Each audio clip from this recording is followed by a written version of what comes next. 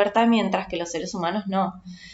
Entonces, bueno, también esto fue acompañado de muchas ideologías funcionales al régimen, por ejemplo, el hecho de, había un tipo, Fukuyama, que escribió que es el fin de la historia, porque es el fin de la lucha de clases, porque ya no hay enfrentamientos válidos, porque ya el rol del Estado no existe, cuando en realidad, como nosotros ya lo charlamos, no es que el Estado deja de jugar un rol. El Estado juega el rol de liberar la economía y regular y regimentar a la sociedad, ¿sí? Entonces, es interesante pensarlo en estos términos porque dice ¿libertad para quién? Entonces el capitalismo triunfante frente a la ex Unión Soviética, que cayó y que habla de libertad y que habla de democracia, bueno, ¿la libertad para quién? ¿Para el capital que se traslada o para las masas que tratan de buscar sobrevivir en otros lugares porque sus países están absolutamente golpeados por los avatares económicos y no los dejan movilizarse? ¿Sí? Entonces, la globalización es más que nada eso. Bauman en su texto de la modernidad líquida va a hablar de las implicancias ideológicas, sobre todo subjetivas, que tienen en el ser humano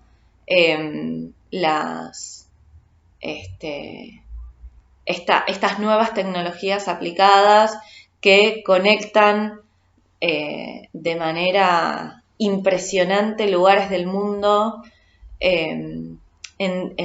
in situ, es decir, el hecho de poder estar online con alguien que vive en Singapur, con alguien que vive en Dinamarca, con alguien que vive en Estados Unidos, en Argentina, es decir, hay una conectividad y una relación con el tiempo y el espacio absolutamente acortada, casi imperceptible. Entonces la manera en la que nosotros tenemos de percibir la realidad cambia de manera casi abrupta, porque estos cambios realmente se impusieron bastante abruptamente. No sé, piensen, incluso ustedes seguramente más jóvenes, pero ponele que anden en los 20 y pico, o más, no importa, los que más, yo más, pero la niñez de ustedes es absolutamente distinta de la niñez de los chicos de ahora. Bueno, la otra vez en el último Zoom estuvimos hablando mucho de esto y era muy interesante escuchar sus opiniones respecto de esto. Bauman va a decir cómo el líquido, bueno, hace toda una explicación sobre lo que es el líquido y lo que es el sólido, ¿no? Entonces dice, el líquido se te escurre por las manos, no lo puedes agarrar, capaz que ni lo pasa rápido, incluso se puede llevar puesto lo sólido. Y es interesante porque ahí, una vez más, hay que retomar a Marx para poder entender esto, que es propio de la génesis del capitalismo, la idea de que todo se desvanece en el aire y la idea de que el capitalismo arrasó con todo lo pasado, se llevó puesto lo sólido, y la idea de las luces y la razón que dejaron en el oscurantismo al pasado, ¿sí? Como hablábamos también con el tema de Baudelaire, etc. Entonces, en ese contexto, Argentina ingresa, en ese contexto y con todo el pasado de Argentina, que ya vimos en las clases pasadas, Argentina ingresa en el mundo globalizado con todos sus golpes y toda su difícil realidad. Lo que van a ver en el texto de Ansaldi es como él, explica cómo se asistió a un proceso de pauperización de las clases medias, es decir, que la familia tipo de clase media, que puede acceder a cierta cultura, que puede tener una visión del futuro, planificar a largo plazo, ya no puede hacerlo. Es decir, la planificación es el día a día y organizar la comida del día a día. Por otro lado, da también muchos datos alrededor de el crecimiento de la pobreza y de que muchos sectores de clase media se unen a las filas de los sectores pobres y que los sectores pobres se vuelven más pobres y que los ricos se vuelven más ricos y son cada vez menos, ¿sí? Es como un proceso que a partir de los datos que ustedes van a ver ahí se da. Junto con esto, yo la clase pasada les estuve contando que a mediados de los años 90 empieza a aparecer un actor social, un nuevo actor social, pero en realidad no es nuevo, en realidad es la clase obrera que empieza a ser desplazada de los lugares de trabajo, que empieza a llevar adelante medidas de lucha para cortar la circulación del capital y de ese modo hacerse oír, que es el corte de ruta, a diferencia de antes, que por ahí tomaba la fábrica o hacía una huelga. Ahora la única manera que tiene de protestar es cortar la ruta. Y que fueron muy extendidos por todo el país, ¿sí? Sobre todo por el norte, sobre todo por Neuquén. Pero también, como van a ver en los datos que vierte Ansaldi,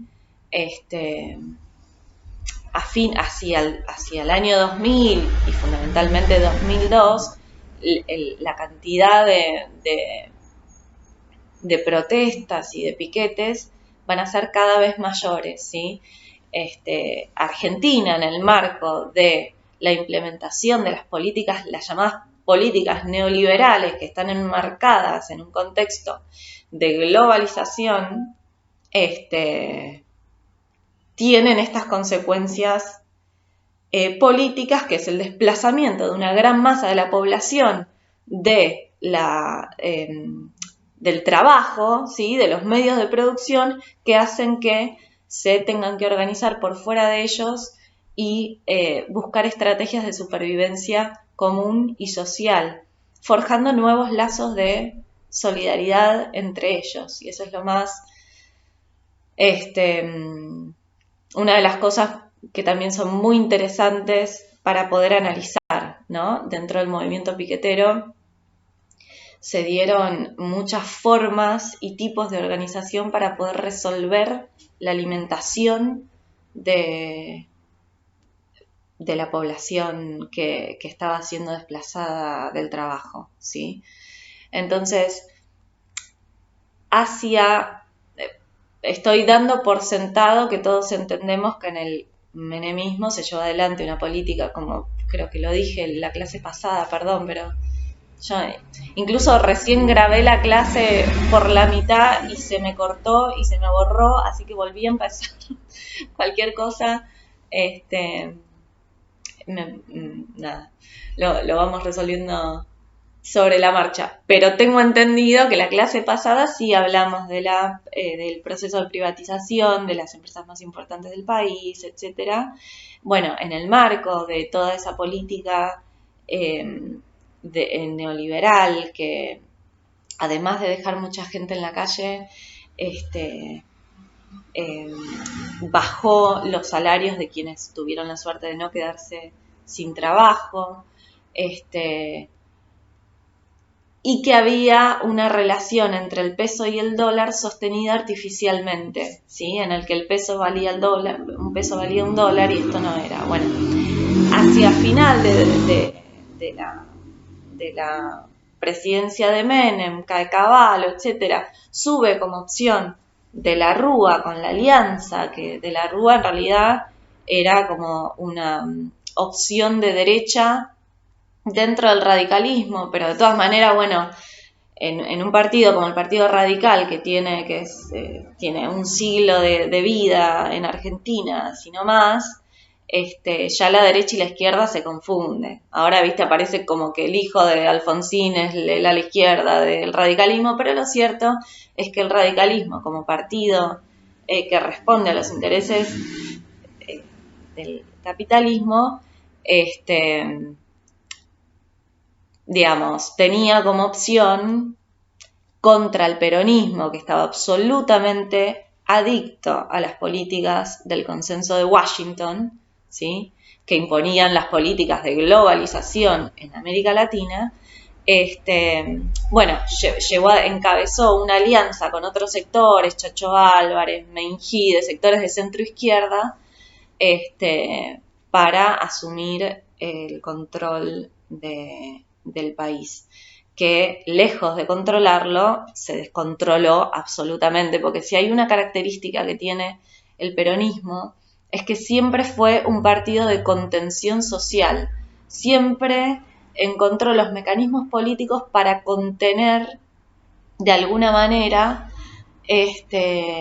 la bronca social, institucionalizando, teniendo políticas de asistencia social. Bueno, el radicalismo no. Entonces se fue todo, todo por los aires. No pudo sostener, por supuesto, la política de convertibilidad del menemismo. Perdón, tuve que cortar por los avatares de la vida cotidiana. Entonces les decía, la alianza asume el gobierno con gran expectativa, pero por supuesto que no, primero que no resuelve el problema del peso, porque sigue la convertibilidad hasta por lo menos 2001.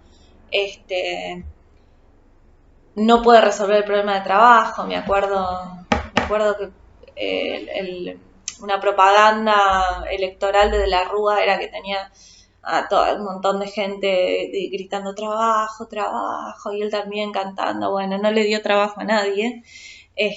Las protestas en Argentina empezaron a subir cada vez más el tono, es decir, había un proceso de ebullición social muy alto y de violencia. No parecía haber ninguna salida que pudiera dar el régimen para poder amortiguar la situación, ¿sí? Y esto dio lugar a que los procesos de lucha popular se desarrollaran de una manera impresionante. Se desarrollaron encuentros piqueteros, el movimiento piquetero se desarrolló de manera mucho más acelerada. Las luchas de los docentes fueron también impresionantes, estaba en la Carpa Blanca. Bueno, durante el menemismo, la Carpa Blanca fue durante el menemismo, fueron los docentes haciendo una Carpa Blanca enfrente del Congreso, pero sectores que llevaron adelante la Carpa Blanca fueron cooptados por la Alianza, pensando que la Alianza iba a resolver alguno de estos problemas. No pudo resolver nada. Entonces, un proceso de ebullición social enorme. Lo que hace Ansaldi en el texto